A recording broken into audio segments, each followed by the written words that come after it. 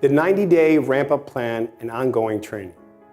During this period, we'll help you put together, or you need to have, a 90-day ramp-up plan so that we know what to expect and the salesperson knows what to expect, and we can measure that in the first 90 days.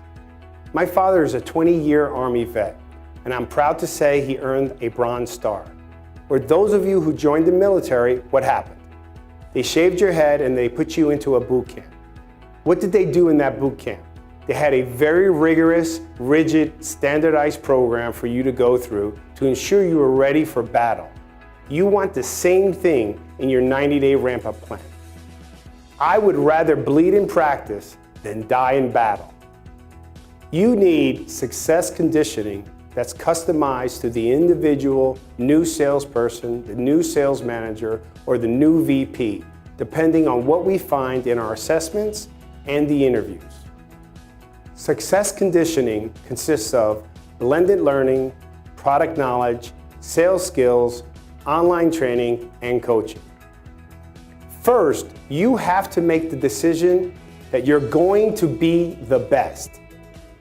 Second, you need to hold your team accountable and yourself accountable. Do what you say you're going to do. If you say you're going to put forth 10% more effort, then put forth 10% more effort to hold your sales teams accountable. What does that mean? At the end of the day, if your team goal was to make 120 outbound calls, I'm going to make sure they pick up the phone and make 12 more calls. That's a 10% increase in effort.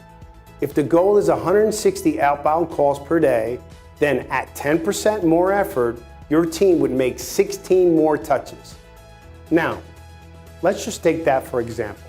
If each salesperson on your team makes 2 or more calls every single day for the next year, there's 220 working days in the year, and that's 440 calls.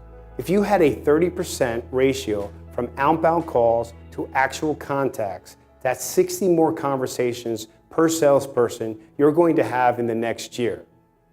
If you had a 50% appointment ratio from people you had a call with, that's 30 more actual appointments.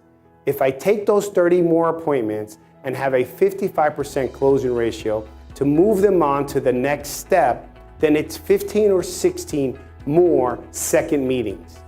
At 55% closing ratio, to take that prospect to the next step, that's 7 to 8 more proposals each salesperson is going to send out. And that's going to give you 4 more deals per salesperson that you wouldn't have not gotten. Now these ratios may or may not work for you. I don't know what your ratios are. But if we say we're going to do something, we need to do it consistently and for a long time. Raise your expectations of yourself. Raise your expectations of your team. Raise the expectations of the people you work with. Don't make excuses. Learn from mistakes and the lack of results. Learn from each experience. Even the wins. When you get the sale, take a moment to debrief on what was done that caused that sale to close. Next, evaluate your sales force on the 21 core competencies and evaluate your sales management. These are the things that we see around the world that the best companies do to build an overachieving sales team. Thank you, and I hope you got some great value out of this series.